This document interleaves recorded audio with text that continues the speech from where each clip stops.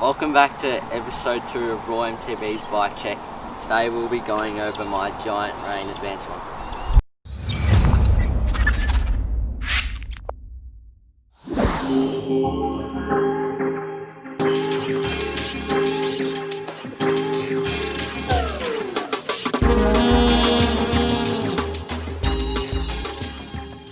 So now I'll be going over my bike. My fork is a Devio Diamond D2. I'm running a rental stem with Fun Fatboy bars, as well as Kodar brakes with the P&W dropper. I've also got an XT 12-speed shifter and derailleur.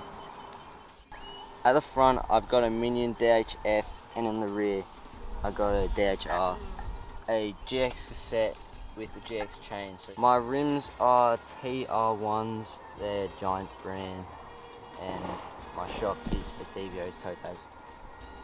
And last but not least, I've got a carbon frame with carbon rocker and alloy rear end.